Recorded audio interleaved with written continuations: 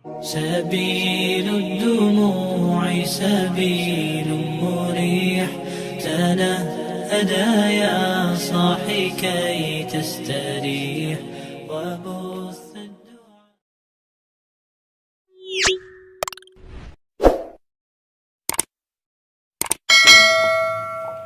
Bismillahi wa bihamdih. Assalamualaikum warahmatullahi wabarakatuh. Alhamdulillah. Alhamdulillahi rabbil alamin. Wal aqibatu lil muttaqin wala udwana illa 'alal zalimin. Rabbi shrah li sadri wa yassir li amri wahlul 'uqdatam min lisani yafqahu qawli.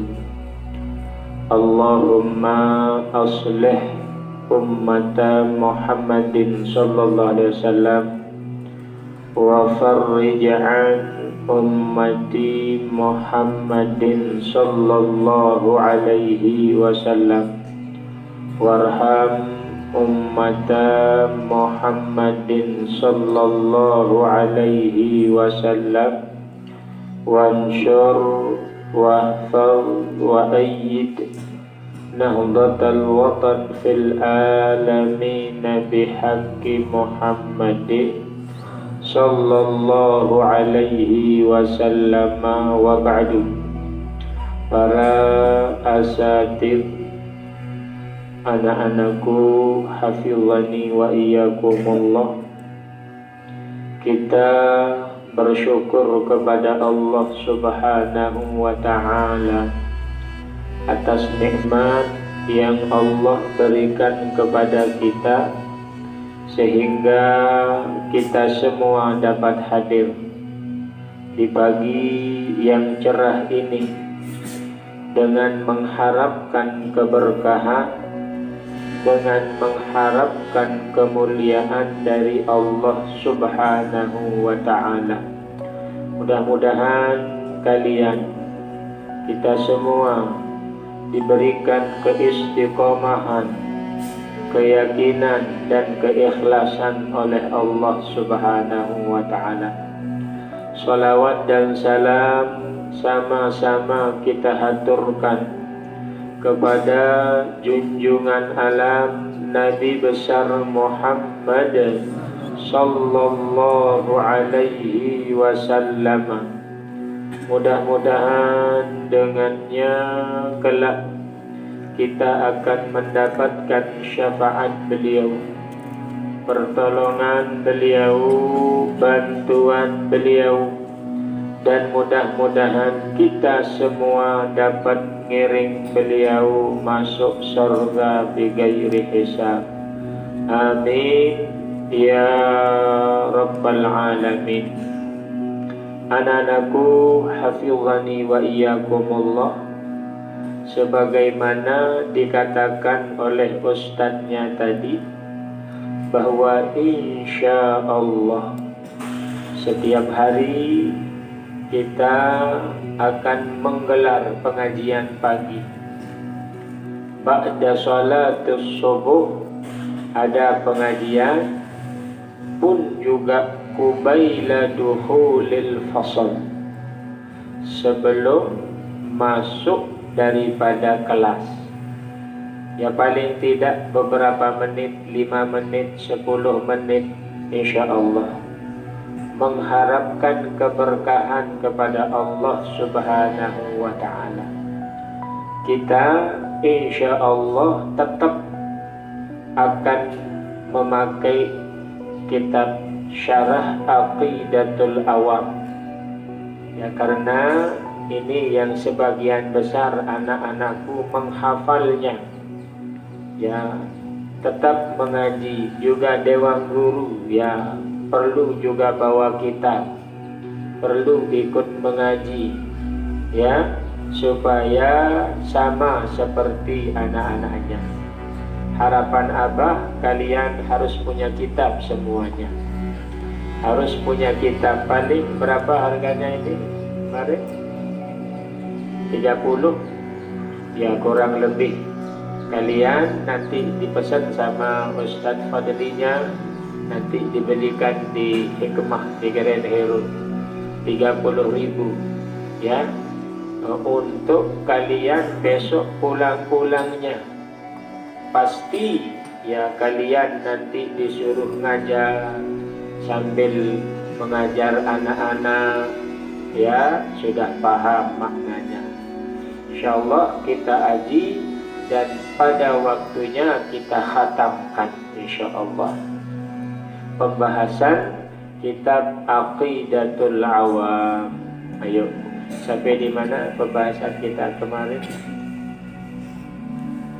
Ini yang punya kitab Syaufan. Nah, Faslul Awal. Ya. Bismillahirrahmanirrahim. Sebelum mulai, tidak boleh ada yang berbicara dengan temannya, menoleh ke kiri ke kanan. Nanti kalau diketahui oleh Abah akan diberikan sanksi. Itu adab kepada guru, anak-anakku ya. Dulu Bapak Maulana Syekh, begitu beliau mengaji di Fadilatul Syekh Hasan Muhammad Al-Masyam, beliau tidak berani bergerak. Kalau sudah ada di hadapan gurunya, beliau nunduk, tidak berani bergerak sampai gurunya itu selesai memberikan pengajian. Menoleh kiri kanan, apalagi berbicara dengan temannya, itu adab kita. Barokah itu kata ulama disertai dengan adab. Barokah itu kita dapatkan di saat kita beradab di hadapan guru kita. Siapapun itu, jangan sekedar Abah saja. Kalian tidak bicara, tidak bergerak di depan guru-gurunya yang lain. Guru-gurunya yang lain juga seperti itu. Ya, jangan ada yang menoleh kiri kanan, jangan yang ada bergerak, apalagi berbicara, karena mengecewakan daripada guru itu sangat berbahaya. Ya, mengecewakan guru bisa menyebabkan keberkahan ilmu tidak ada. Banyak bukti-buktinya. Bagaimana? Ada teman-teman atau seorang murid dulu di saat ngaji cerdasnya luar biasa, bahkan dapat peringkat ya. Bahkan ada yang dapat dari 10 besar. Tetapi setelah berjuang tidak bisa. Tidak tahan uji. Tidak tahan terhadap cobaan. Mental dia. Mental. Tapi ada temannya tidak terlalu pintar, tidak terlalu bongol juga. Tetapi karena adab dan sopan santunnya kepada guru, adab dan budi pekertinya kepada guru, hormat adabnya, Masya Allah. Setelah pulang dari madrasah, setelah pulang dari menuntut ilmu, bisa diterima oleh masyarakat, bisa dipakai oleh masyarakat, Masya Allah.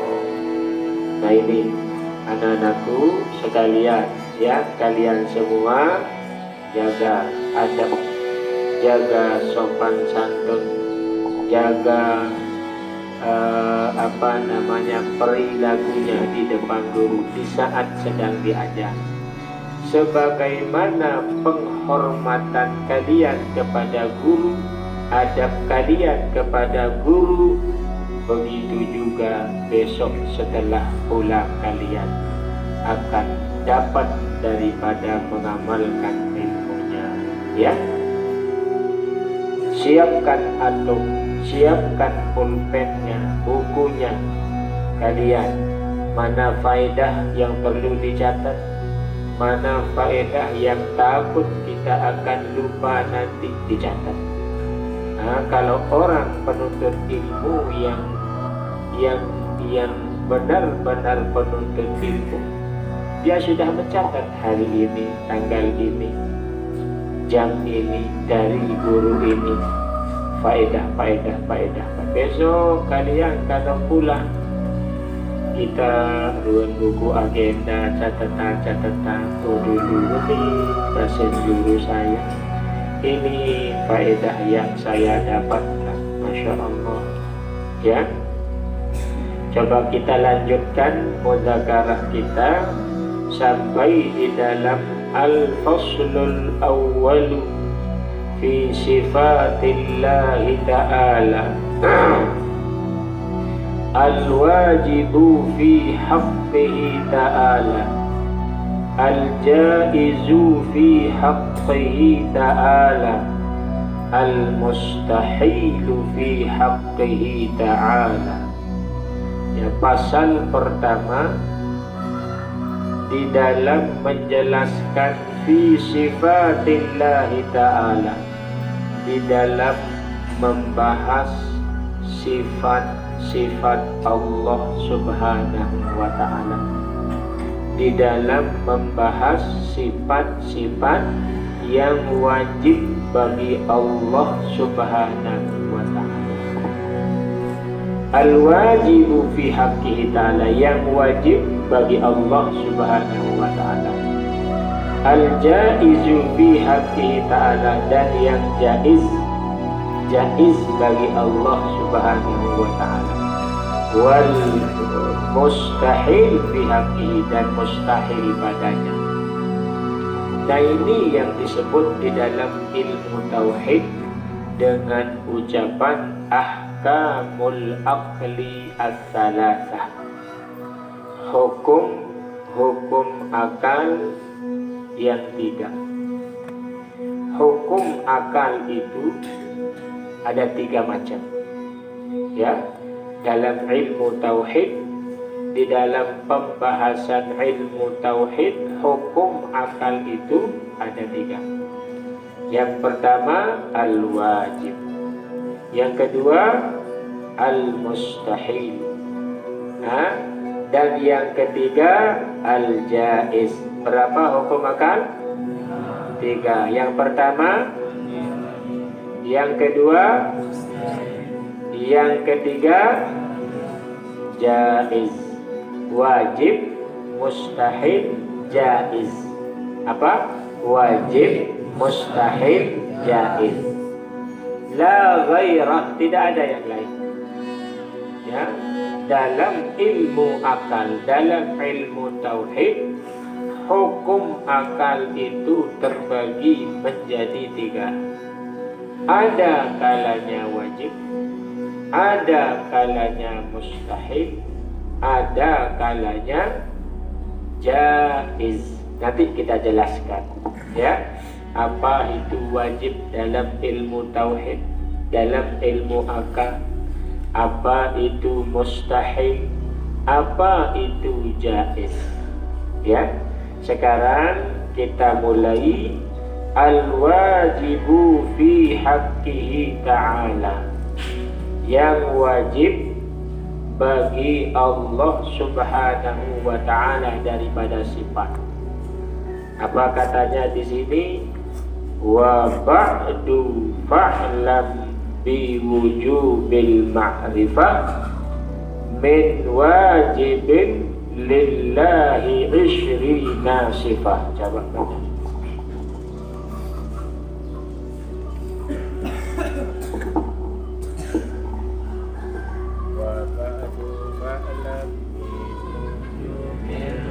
Sifat min wajibin lillahi ishrina sifat. Allahu mawjudun باقي مخالف للخلق بالإطلاق وقائم غالي واحد واحد قادر مريد عليم بكل شيء سميع البصير والمتكلم صفات سبعة تلتزم قدرة إرادة سمع البصر حياة كلام استمر.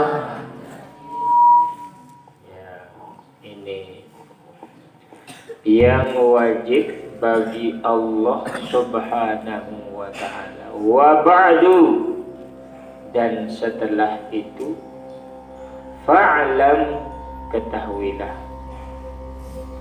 Fa'lam, maka ketahuilah. Biwujubil ma'rifah, ya, tentang wajib ma'rifat. Wajib kita mengetahui, wajib kita meyakini. Min wajibin lillahi ishrina sifah, dari sifat wajib bagi Allah Subhanahu wa ta'ala itu adalah ishrina sifah, yaitu berapa? 20 sifat. Atau yang sering kita dengar kata guru-guru kita, sifat 20. Ini dalam aqidah Ahlus Sunnah wal Jamaah. Walaupun sifat ini tidak terlalu oleh orang-orang yang sebagian golongan, ya, sebagian golongan mencemooh di saat kita mempelajari daripada sifat-sifat 20 itu. Sifat yang wajib bagi Allah Subhanahu wa ta'ala. Tapi ini yang termaktub, ada sifat-sifat yang lain, ya, tetapi ini yang diajarkan, yang paling dominan, yang sering kita dengar, yang sering kita di pengajian mendengarkannya oleh guru-guru kita, yaitu sifat 20. Nah, min wajibin lillah, dari wajib bagi Allah, ishrina sifah, 20 sifat. Fallahu mawjudun, maka Allah wajib bersifat mawjud. Mawjudun, wajib bersifat ada, wujud. Nah, kan di sana ada wujud, qidam, baqa, mukhalafatu, dan seterusnya. Mawjudun, wajib bagi Allah di sini untuk bersifat wujud. Apa artinya wujud? Ada. Allah wajib bersifat ada. Karena kalau tidak bersifat ada, maka tidak akan mungkin membuat daripada alam ini. Wajib bagi alam ini yang menciptakan, ada yang menciptakannya. Dan yang menciptakan itu wajib bersifat ada. Bagaimana akan menciptakan sesuatu, sedangkan bagaimana akan menciptakan sesuatu kalau tidak bersifat ada? Tidak mungkin. Ya, misalnya ditanya, alam ini ada? Ya ada. Ada yang menciptakannya? Ya ada. Mana dia? Tidak ada. Kan sama darinya itu. Orang yang ditanya, saya sida saya orang yang setengah 12 itu.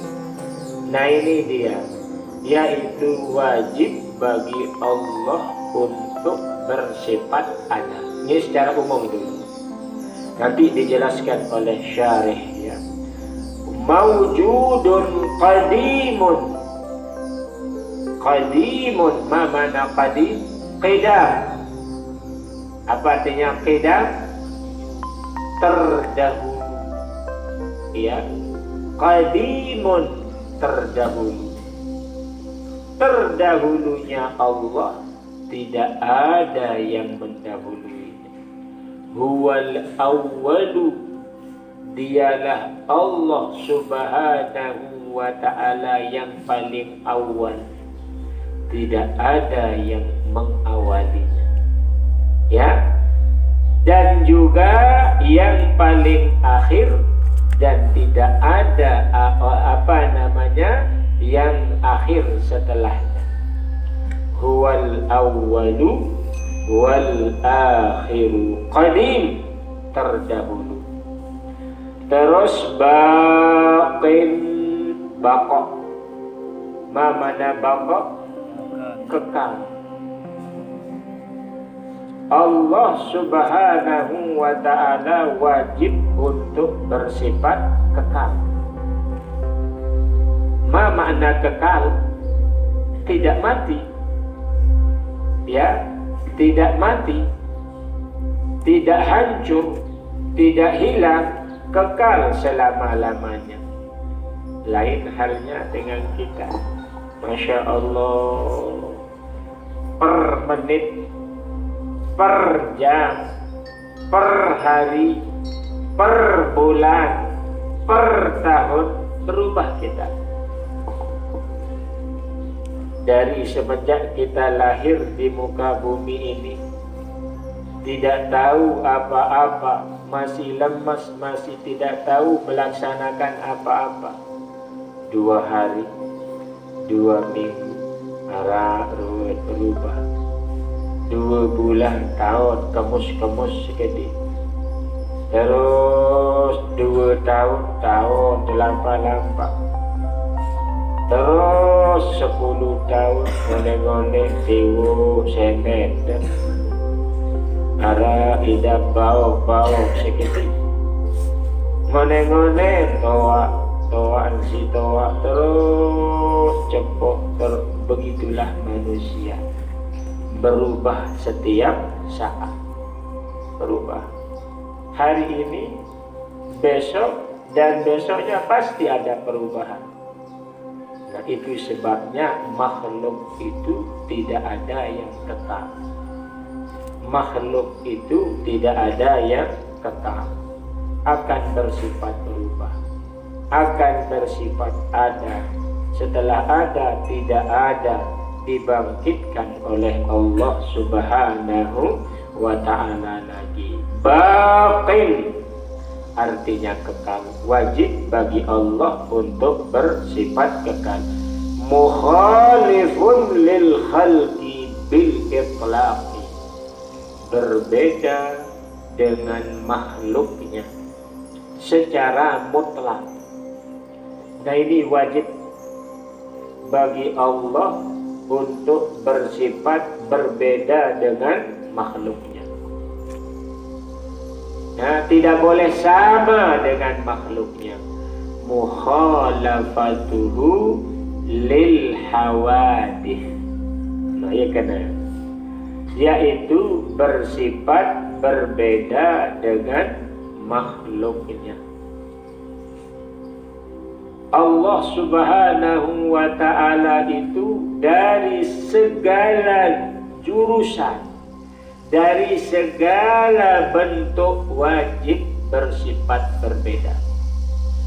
Itu sebabnya di dalam akidah kita Ahlus Sunnah wal Jamaah sangat-sangat hati-hati. Ada ayat-ayat Al-Quran, hadis-hadis Rasulullah sallallahu alaihi wasallam, ayat-ayat yang mutasyabih, Apa artinya mutasyabih? Ada makna yang masih tasyabuh, keserupaan, kesamaan. Kalau salah di dalam memaknainya, kita contohkan saja yadullah fawqa aydihim, ar-rahmanu 'alal arsyish tawa. Ini hati-hati. Dari segi zahir maknanya, yadullah tangannya Allah, ar-rahmanu 'alal arsyish tawa, Allah yang bersifat rahman bersemayam di atas aras. Ini kalau kita salah memahami, akan berhadapan dengan sifat mukhalafatuhu lil hawadis, berbeda dengan makhluknya. Loh, sekarang kalau ungkapan yadullah tangannya Allah, oh berarti Allah punya tangan. Kan begitu makna zahirnya. Ya, makna zahirnya. Oh berarti Allah punya tangan. Bagaimana rupanya? Bagaimana besarnya? Kan begitu pertanyaan.